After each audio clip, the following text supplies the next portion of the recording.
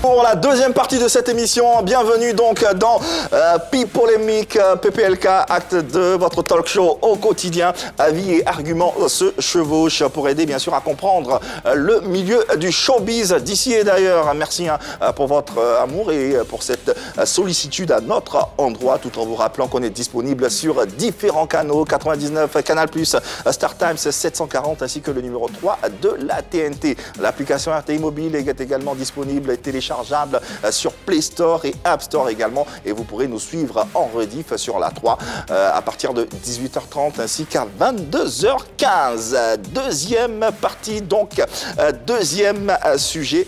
Quand les artistes sont rejetés dans le showbiz, c'est une enquête portée par Hervé Souhoni. Le milieu du showbiz, comme tout autre milieu professionnel, peut des fois faire preuve d'une cruauté sans nom. Une cruauté qui revêt le costume de la méchanceté, de la moquerie, de l'intrigue et du rejet. Les victimes de cette stigmatisation de la part des leurs sont nombreuses et silencieuses. Mais une victime de taille, Manu Joly, a décidé de briser la loi de l'omerta. D'où ce débat sur fond de déballage. On écoute le débat. Quand les artistes sont rejetés dans le milieu du showbiz et victimes d'intrigues à cause de leur physique, merci de recevoir sur ce plateau l'artiste chanteuse et comédienne ivoirienne à l'état civil Marie-Colombe Taya, plus connue sous le nom de Manu Joly, la Dagaba d'Afrique. Bonjour Manu ma Jolie. Bonjour Yves. Comment vas-tu? Ça va bien. Par la grâce de Dieu, ça va. En cette période assez sensible, rassure-nous que tout va bien. Ben ça va, ça va. On essaie de suivre comment dirais-je ça? Les mesures de prévention. Voilà, les missions. On essaie de suivre les mesures de prévention contre le coronavirus. Ouais. Donc voilà. Et tout va bien. Tient bon. C'est le plus important. Alors, première intrigue, Dagaba d'Afrique. Qu'est-ce que ça veut dire et pourquoi ce... Dagaba d'Afrique, c'est un malinqué, c'est-à-dire c'est la grosse marmite, comme on dit. Moi, je suis la maman. Comme dans le showbiz, on m'appelle mes dévanciers et aussi mes enfants que j'ai formés. Ouais. Disent maman, maman. Alors que chez nous, quand tu es une mère, tu encadres tout le monde. Ouais. Donc, je dis, pourquoi ne pas m'appeler la Dagaba d'Afrique? Puisque je suis une maman. Par la forme, déjà, on voit que je suis quelqu'un de fort. Ouais. Donc, du coup, je me suis donné la Dagaba d'Afrique. D'accord. Voilà. Ce qui est clair, donc. Alors, Manu Joly, on t'a connu à travers différentes œuvres. On t'a connu également en tant qu'actrice dans le cinéma. T'as participé à pas mal de productions. Alors, aujourd'hui, tu dis vouloir quitter le showbiz. Tu le dis toi-même, je le répète avec ces mots, les loups m'ont déjà dévoré cru. L'obèse n'a pas de place dans ce milieu. Je m'en remets à Dieu. Okay. Qu'est-ce qui te permet d'affirmer de tels propos ou quelles sont les preuves de cette stigmatisation dont tu fais l'objet? Je dirais, Yves, quand la goutte d'eau a débordé et que tu as beaucoup encaissé, il y a un moment donné, il faut arrêter et puis il faut parler. Tu comprends? C'est pas aujourd'hui que je suis dans le showbiz, ça va me faire 20 ans. 20 ans. Et 13 ans dans le milieu de la musique. Voilà. Et j'ai commencé d'abord par la musique en 2007. En 2008, je fais un premier film qui est Le Gaucher d'Abidjan, qui va me faire connaître. Ouais. Voilà. Et après Le Gaucher d'Abidjan, 2 ans après, je fais un autre film qui est Obsession mortelle. Voilà, avec Guy Calou et tout. Donc après ça, plus rien. C'est pas que j'ai pas été une bonne actrice. J'ai donné de mon travail. Et ce qui a fait que je me suis dit aujourd'hui, pourquoi est-ce que je suis stigmatisée, je suis rejetée dans le milieu? C'est les comportements des gens vis-à-vis de moi. Quels sont ces comportements? Quand tu vas voir un réalisateur et que tu lui proposes forcément ton image, tu dis, écoute, moi je veux jouer dans tel film avec toi. Je sais que tu es un grand réalisateur et je veux vraiment que tu me boostes. Parce qu'on a forcément besoin de quelqu'un pour nous aider un jour. Et qui te dit, j'ai pas besoin de ton physique dans mon film. C'est des personnes filiformes et tout que je veux voir. Je dis non, c'est pas possible. C'est pas les personnes mais seulement qui regardent des films. Il y a des personnes qui ont mon physique. Il y a des personnes naines qui regardent des films. Donc quand tu es un réalisateur ou un scénariste, tu essaies de faire des scénarios par rapport à tout le monde. Parce que quand il y a un sujet, ça touche tout le monde. Même celui qui est au village. quand il regarde un film, il se sent concerné parce que si tu as vraiment bien compris ton rôle, il ne verra pas la différence. Mais en même temps, un réalisateur, il est libre de choisir ses profils. Oui, il est libre de choisir. Il est libre de choisir, ça c'est clair. Mais quand ça se répète, tu te dis, ah tiens, il y a un souci. Ou c'est moi qui ne suis pas talentueuse, ou c'est le physique qui dérange. Ouais. Tu vas à un spectacle, on te programme, et à la dernière minute, on te dit, tu ne passes pas. Tu te dis, mais écoute, donc j'ai bossé, pourquoi? Pourquoi me dire que je ne passe pas à la dernière minute, j'ai été victime avec un bulldozer? À la dernière minute, on nous dit, écoutez, c'est bouclé, on ne peut pas vous faire passer. Vous aurez pu dire à tel ou tel de ne pas passer aussi. Yves, excuse-moi, je veux le demander. Est-ce qu'on peut avoir les noms de ces personnes-là qui vous ont dit? Tu sais, si je veux parler des noms, il y en a tellement, il y en a tellement. J'ai le temps, il y a le temps. Hein, il y en a tellement de noms que je ne veux pas, comment on appelle ça, citer des noms, tu comprends? Si aujourd'hui, moi, je suis venue parler, c'est pas que j'ai un texte, je veux simplement dire. Il y a quelque chose qui doit changer. Mais pour que ça change, il faut déjà assumer, il faut déjà donner des noms, il faut dénoncer ouvertement. Moi, je suis allée voir d'abord le réalisateur. À moitié. Je suis allée voir Gikou pour lui dire, écoute, d'abord même il m'a appelé. Il m'a dit, Manou, j'ai besoin de toi sur une production. C'était la production de, comment dirais-je, celui qui a fait les coups de la vie. Voilà. Alain Gikou? Non, non, oui, Alain Gikou, mais... Franck Bley. Voilà, Franck Bley. Donc il m'a dit, tu vas jouer un rôle. J'ai dit, ok, ça marche. Et il me dit, on va parler caché. Donc on commence à discuter caché. Je lui donne une somme. Il me dit, ah bon, tu penses que je peux te donner cette somme-là? J'ai dit, mais pourquoi tu peux me donner cette somme? Parce que le rôle que tu me demandes convient avec la somme que je te demande. Parce que moi, je vis de ça.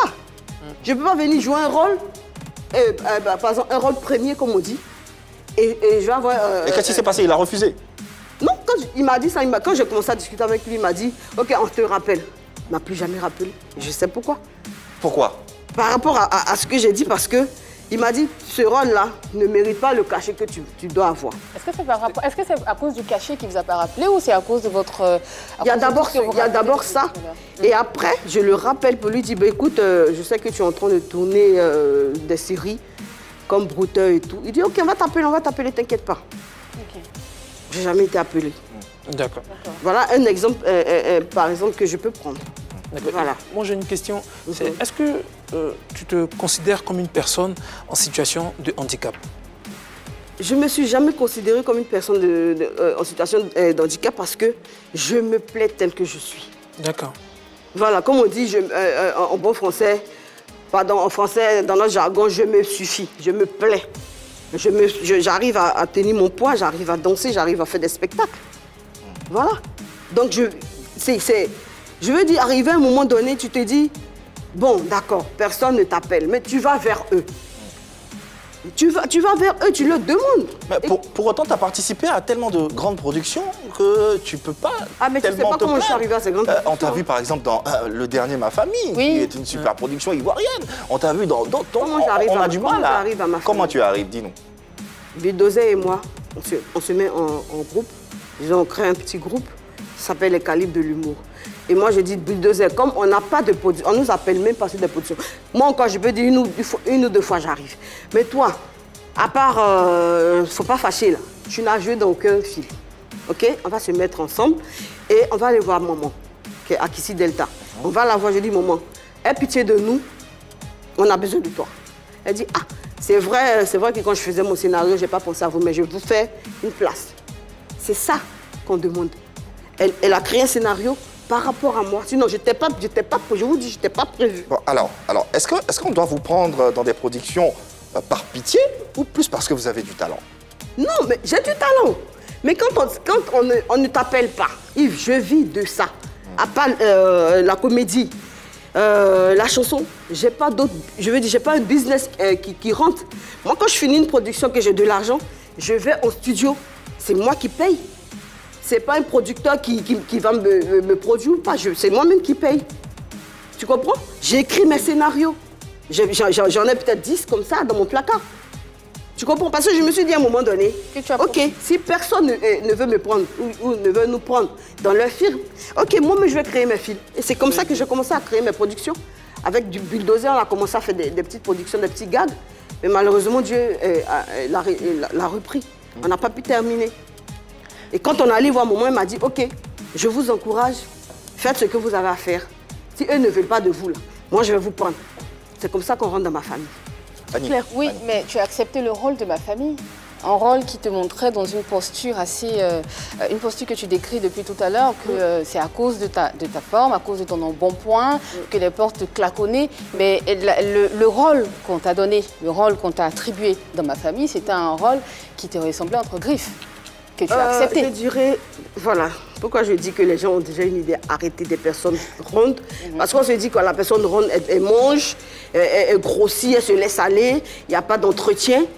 Je veux enlever ça dans la tête des gens. Pour dire qu'une femme grosse, mais une femme, je veux dire, obèse, est belle. Elle a du chien, comme on dit. Elle a du talent, elle est intelligente. Moi, j'écris mes scénarios, c'est pas quelqu'un qui écrit pour moi. J'écris mes scénarios. Tu comprends? Et quand on me donne un rôle, moi, je suis prête à jouer n'importe quel rôle. Parce que l'actrice, quand tu as une formation, tu peux jouer n'importe quel rôle. Même on me dit un rôle de servante ou, je dirais, un rôle de prostituée, c'est un rôle que je joue. C'est pour décrier quelque chose dans la société. Mais moi, je voulais savoir. Oui? Je voulais savoir, mais est-ce que tu as suivi une formation pour ça? J'ai suivi une formation au Kiyimbok, j'ai suivi une formation à l'EDEC, en tant que danseuse, en tant que chanteuse et en tant que chorégraphe. Et en plus de cela, j'ai suivi une formation d'actrice. Avant qu'on ait aujourd'hui les écoles d'actoria et tout ça. Nous, on a commencé très tôt. Chorégraphe, et puis moi, je ne sais pas danser, ça ne te dit rien. Tu n'es pas venu me voir? Ah, d'accord. Toutes les chorégraphies que je fais dans mes clips, c'est moi qui les monte. C'est moi qui les monte. Et c'est ce qui est marrant parce que quand je vais à un spectacle, quand je chante, je décris les faits de société. Et on n'écoute pas ce que je dis, en fait. Quand tu écoutes une chanson, toi, par exemple, tu dis, tu viens faire un son, ils vont te savoir, on connaît un isme, on écoute un peu ce que tu dis, à chaque fois. Parce qu'ils ne sont pas figés sur ta forme. Mais quand moi je viens dire, ah, on va venir rouler sa fesse, c'est ce qu'ils veulent regarder. Alors qu'au-delà de ça, j'ai un message à passer. Mais pardon, mais rouler le postérieur, c'est par ça que tu t'es fait connaître, non? En quelque sorte, c'est par ça que certaines personnes t'ont connu.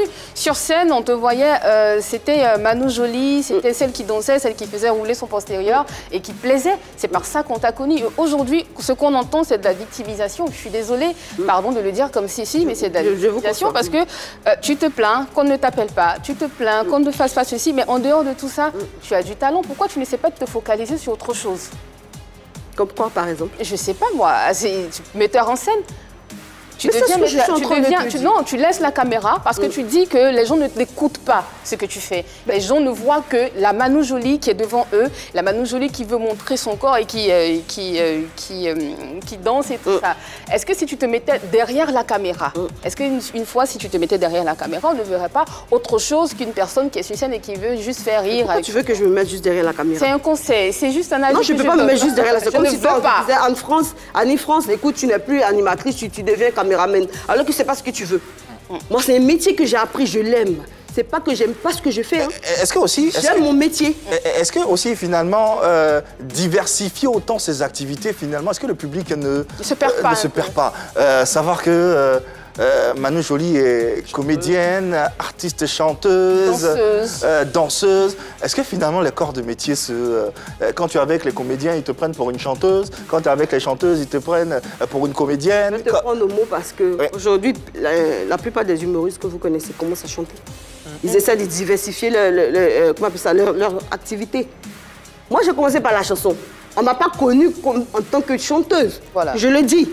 Pourquoi? Parce que ça n'a pas marché. C'est pas que ça n'a pas marché, parce qu'ils étaient figés sur mon physique. C'est ce que je dis et je répète. Ils étaient focalisés sur mon physique. Quand on dit Manu Jolie arrive là, ils pensent, ah la grosse, ça va venir danser encore. Si tant est que le problème, c'est le physique, qu'est-ce que tu y fais? Qu'est-ce que tu fais pour y remédier?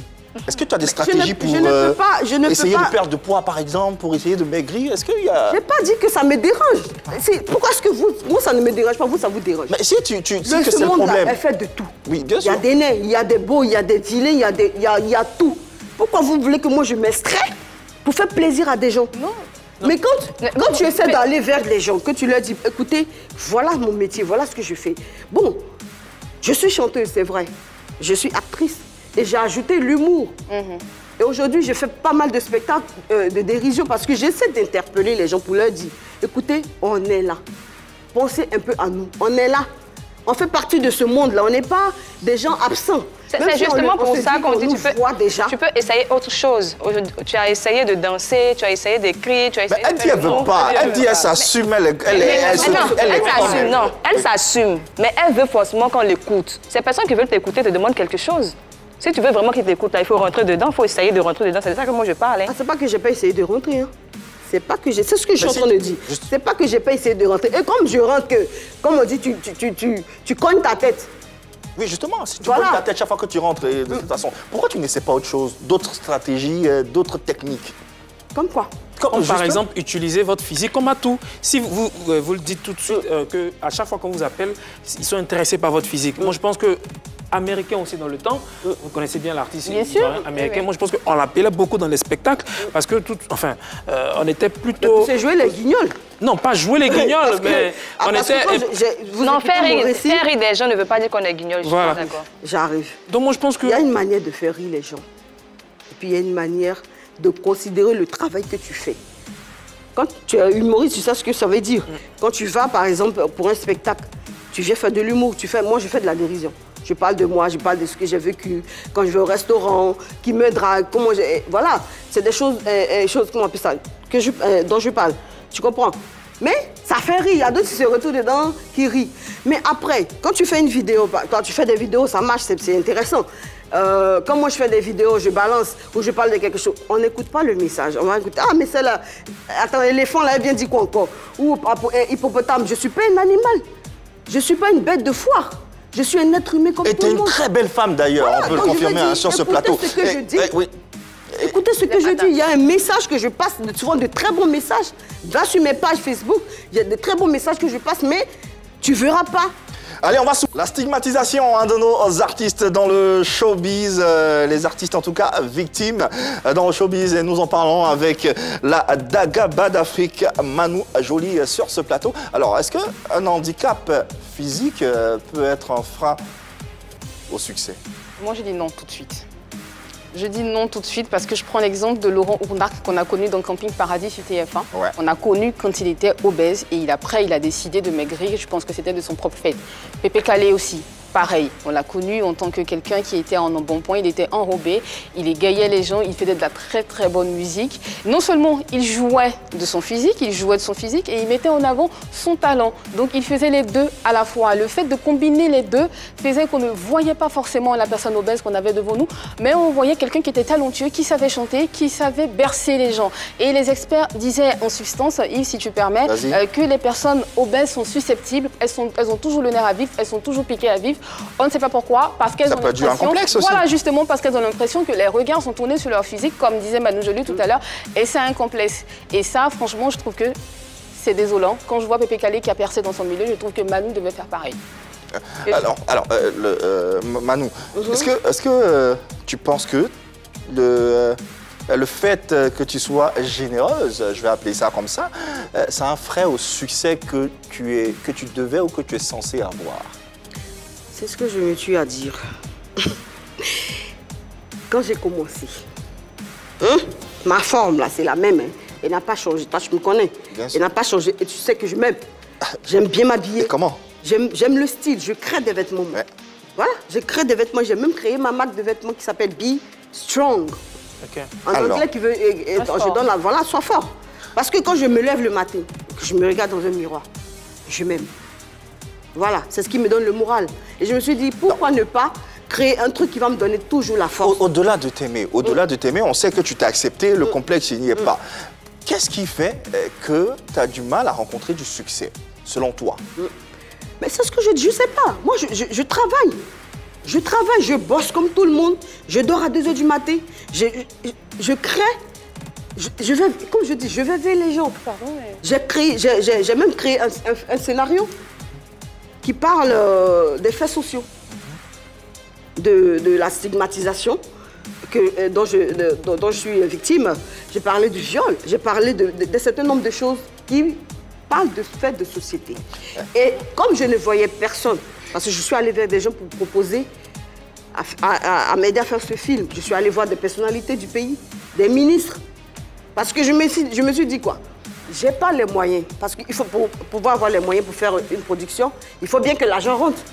Moi, je vis de ça. Si tu n'as pas de spectacle, tu n'as pas de proposition de film, je vis comment? Je veux bien rouler une grosse voiture, je veux bien m'acheter une maison, je veux bien vivre. J'ai de la famille, j'ai des enfants. On comprend que la volonté, il y a la volonté. Il y a la volonté. Il y a la volonté. Il y a la volonté de travailler, je travaille. Est-ce que ça suffit? Il n'y a pas de frein du tout. S'il y avait un frein, c'est que moi-même aussi, là, il n'allait pas être aujourd'hui sur le plateau. Parce que moi-même, j'ai un handicap, je suis pour plateau. Ça fait que dans les grands événements, même on dit celle-là, on va venir pour gâter notre truc. Non, tu peux pas un genre de bateau. Non, parce que dans tes vidéos, moi je suis beaucoup tes vidéos. Justement, tu critiques souvent. Je critique. Voilà ce qui se passe. Donc le fait de critiquer, ça peut ne pas plaire à tout le monde. Les gens ne sont pas d'accord, ça énerve. Mais j'ai insisté aujourd'hui, je suis sur le plateau de la 3, donc je pense que c'est possible. Et puis aujourd'hui, tu dis que parce qu'on te critique, tu as du mal. Mais moi, je dis que si on te critique, là, viens avec moi, on va les critiquer. André De Paul, il s'appelle, s'il vous plaît, c'est le téléspectateur suivant qu'on va entendre sur les antennes de la 3 et dans Pipolémique. Bonjour André. Moi, c'est Vincent De Paul André. On peut souffrir d'un handicap ou être handicapé et puis évoluer dans la musique, dans le showbiz. Prenons l'exemple tout simple sur Tonton Zilla ou Joss Kezo. Eux, malgré leur handicap, ils n'ont pas été empêchés, ils n'ont eu aucun frein à percer dans la musique. Et ces personnes qui passent leur temps à les dénigrer, à les pointer du doigt, je leur dirais plutôt de se remettre en cause. Parce que notre handicap ne nous empêche pas de faire ce qu'on veut faire réellement. Merci. Allez, ça ne nous empêche pas d'évoluer et puis d'aller de l'avant. Annie a cité des exemples tels que Pépé Calé. Oui, sous d'autres cieux, il y a l'actrice d'origine sénégalaise Sidibé Gabouré, qui a fait pas mal de films, qui a eu même des Oscars et tout. Bon, finalement, qu'est-ce qu'on se dit? C'est le handicap ou le talent? Moi, je dis, j'ai un talent. Bon, c'est ce que tu dis. Oui. Voilà. Yves, en plus du talent, moi je pense qu'il faut aussi avoir une bonne stratégie. Tout à l'heure, quand elle a dit « je suis Papato », vous avez dit que tu as une manière de faire ton Papato. Moi je pense que c'est sa stratégie. C'est sa stratégie qu'elle a mise pour pouvoir vendre. Déjà, il faut avoir le talent. Okay. Après le talent, il faut avoir la volonté, comme vous dites. Mais après aussi, il faut avoir une stratégie de vente. Il faut avoir des personnes autour de vous, une bonne équipe qui va transformer... Est-ce qu'il y a une équipe autour de toi, bon produit? Est-ce que tu représentes? Oui, j'ai une équipe. Quand je veux travailler, j'appelle mes jeunes caméramans. On fait des petites vidéos que je balance sur mes réseaux, où je parle des faits de société, où je parle de tout ce qui se passe dans le monde. Au-delà d'une équipe technique, est-ce que tu as une équipe stratégique pour... Un staff, en fait, qui t'accompagne. Non, j'ai pas un staff. J'ai pas un staff, comme je l'ai dit. Je suis productrice. Je me produis moi-même. Je produis mes musiques. OK? Je produis mes vidéos. Voilà. J'ai pas d'équipe stratégique en tant que telle. Voilà. J'ai pas une équipe qui me dit aujourd'hui, Manon, on fait ça, je dois faire ça. Non, non, non. Il y a des personnes qui viennent travailler avec moi. Engagement, je me donne juste recoucher, ça va. Non, mais je pense que c'est ce qu'il faut faire. Parce que même le fait d'être stigmatisé, comme vous dites, quand on m'appelle, c'est juste mon physique, vous pouvez utiliser ça. Vous pouvez utiliser ce tatou-là. Et après, faire passer votre message. OK, donc, les railleries dont tu parles, les moqueries dont tu es victime, à quel point ça te touche? Ça me touche à un tel point que tu ne peux pas savoir. Tu vas à un spectacle avec des collègues qui vont te dire « éléphant, on t'appelle là-bas ». Je ne suis pas un éléphant. Je ne suis pas un animal. J'ai un nom, je m'appelle Manou Jolie. Donc quand tu t'adresses à moi, adresse-toi à moi avec respect. Je suis ta collègue, tu peux être un peu plus âgé que moi, mais on est réunis là pour un même but. Donc, appelle-moi par Et qu'est-ce que tu ressens concrètement quand tu as de tels propos? Quand je balance une vidéo, tu reçois plus d'injures, tu reçois plus de railleries. Mais celle-là même, elle aussi, la Marie. C'est quel homme qui couche avec elle? Attends, je suis une mère de famille. Voilà. J'ai été mariée. Tu es allé jusqu'à même vouloir te suicider. Ben oui. Ben oui, parce que j'en avais marre.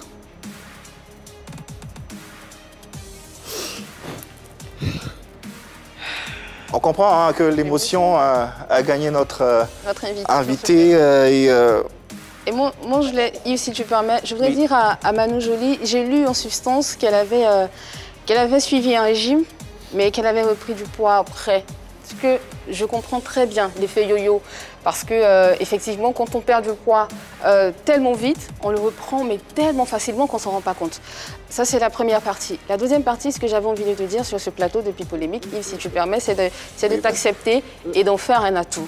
Parce que tous autour de cette table avons des personnes qui nous jettent des œufs au visage, des tomates. On n'est pas acceptés tels que nous sommes. Quel que soit ce que tu diras, quel que soit ce que tu feras, tu auras toujours une personne qui va te critiquer, même quand tu n'as même pas encore ouvert la bouche. Dès qu'on te voit, tu énerves ou on se moque de toi, tel est comme ton cas, comme tu l'as dit tout à l'heure. Il faudra que tu apprennes à un moment donné à utiliser cela comme une force. J'avais pas envie de, je pense que Eudoxie Yao l'a fait, c'est l'exemple parfait ici. Elle l'a fait, au début elle était moquée, elle était raillée sur les réseaux sociaux, mais elle en a fait une force et c'est devenu son fonds de commerce. Et elle travaille, bon en tout cas elle s'en sort avec. Elle s'en sort avec. Aujourd'hui, je pense que Manu Joly, je ne dis pas qu'elle devrait se transformer en bête de foire, c'est pas ce que je suis en train de dire. Mais ce que je suis en train de dire, c'est qu'elle utilise son embonpoint. Je suis désolée. Oui. Je peux bien sûr, vas-y, tu peux, bien sûr. C'est vrai, elle est venue, je pense que... Moi, je commence avant Eudoxie, ok? D'accord. Quand elle est venue en tant que, je dirais, mannequin. Parce que quand tu viens t'exposer, ça veut dire que tu es mannequin. Ok. Voilà, elle s'est dit, le milieu dans lequel je viens là, moi, je vais venir choquer, par exemple, l'opinion. Moi, je peux pas me mettre nue, je suis désolée, sur les réseaux. Non, je ne dis pas de te mettre. Non, je viens. Laissez-la s'exprimer. Je ne veux pas qu'on me compare à Eudoxie. Eudoxie a son objectif. Moi, Manu Joly, j'ai mon objectif. Moi, je bosse.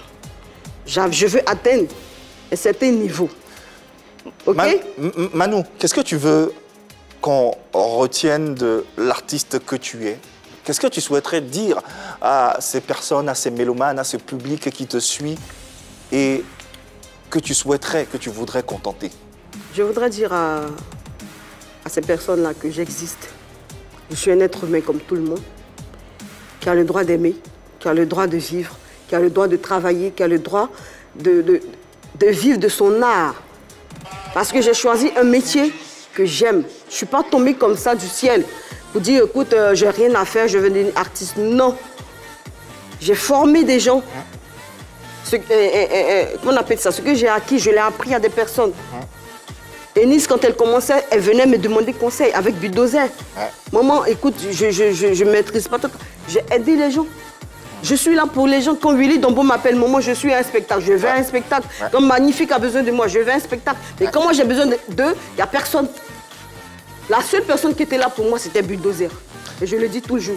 Merci infiniment pour ce message qu'on va retenir sur ce plateau de Pipolemique. On va terminer avec le sondage du jour avec la question suivante. Oui, on a posé la question aux internautes de savoir doit-on être rejeté à cause de son physique? Et à 95%, les internautes ont répondu non. Non. Et donc 5% oui. Et nous allons retenir de ce débat que la volonté peut avoir raison de tout. Manu Joly, merci infiniment d'être passé sur notre plateau. On va te laisser le soin de regarder cette caméra, s'il te plaît, et puis de lancer un message de sensibilisation concernant le coronavirus. Alors, je vais dire à tout le monde que la maladie, la pandémie qui sévit actuellement est très dangereuse. Donc, quand on vous dit protégez-vous, protégez-vous vraiment. Moi, je ne sors même plus de chez moi, parce que j'ai peur de ce virus-là. Donc, protégez-vous, restez chez vous. Merci. Maman, à Bulldozer, il faut ajouter l'équipe de Pipolemique parce que nous aussi, on t'aime beaucoup. Oui, on l'adore, Manu Joly. Et c'est ma chérie d'ailleurs. Allez, merci. Je suis là, je t'ai bien appris, ma chérie. Merci infiniment à vous, Annie France, Annie Saisonant, Hervé Souni, à vous téléspectateurs également de nous avoir suivis. Retrouvez la grande team avec Itia à partir de 20h30 du lundi au vendredi sur la 3. Nous, on sera encore des vôtres, même heure, même canal.